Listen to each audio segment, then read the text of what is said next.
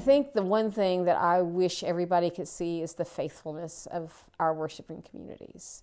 The folks who are there believe in what we do. And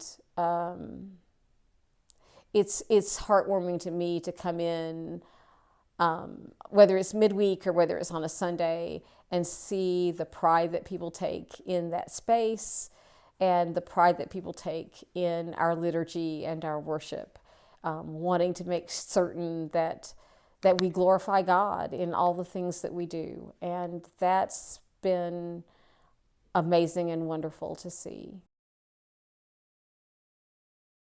How hard people work. We have hardworking clergy. We have clergy who are dedicated to worshiping communities and serving God's people. And I hope the laity really know and appreciate and understand the love that clergy have for our worshiping communities and our people.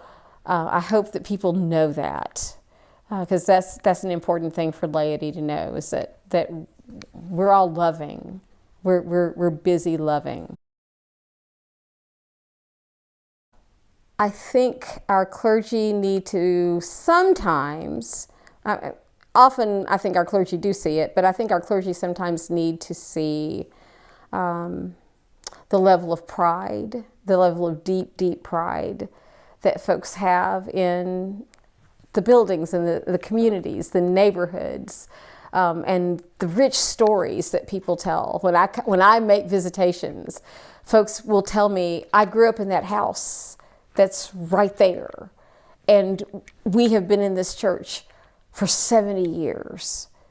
There's a deep sense of pride in communities, even when those communities are shrinking and don't appear to be thriving.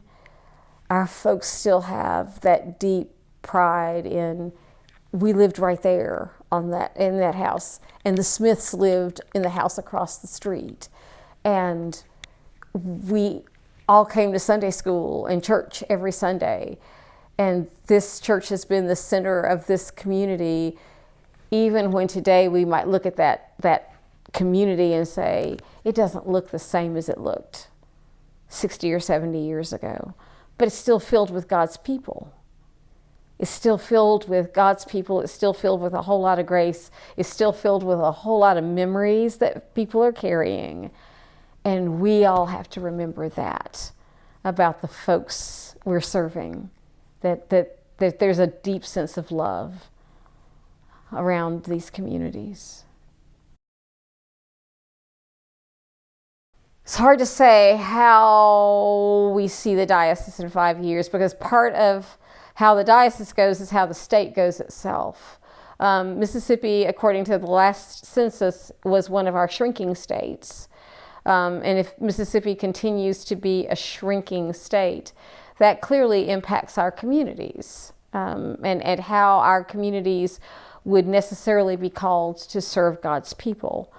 So I think we already see some of our worshiping communities now that have been really resourceful in how they've looked at their own properties to say, well, how do we share our properties with others? And so we might be sharing property with an arts center, or with an after-school program, or with a theater troupe. We might be sharing the space in our parish hall with a theater troupe. I think that's going to become a necessary thing for us, to begin to ask, how does the community come into us? Rather than waiting for folks to kind of engage with us, we might be out looking for, what's the next opportunity that someone needs that they can share space with us.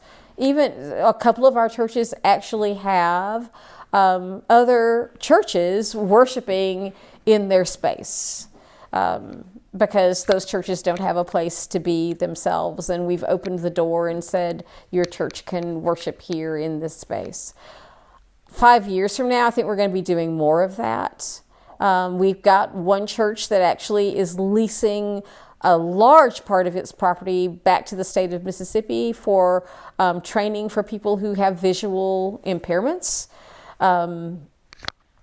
we got to keep looking for those kinds of opportunities, because those kinds of opportunities are ways that we are taking what God has given us when Sunday morning isn't necessarily full, and we've said, how do we return this property to the use of the glory of God in a community that's struggling and needs resources that we have available? So we've got to continue to look for those things and look for ways to engage those things.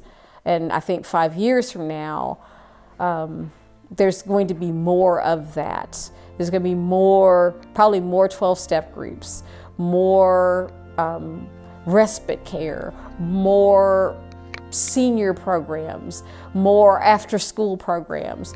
I think there's just going to be more and more and more of those things on our properties, because we're going to have to serve our communities in ways that we might not have necessarily thought 20 years ago we were going to need to serve our communities.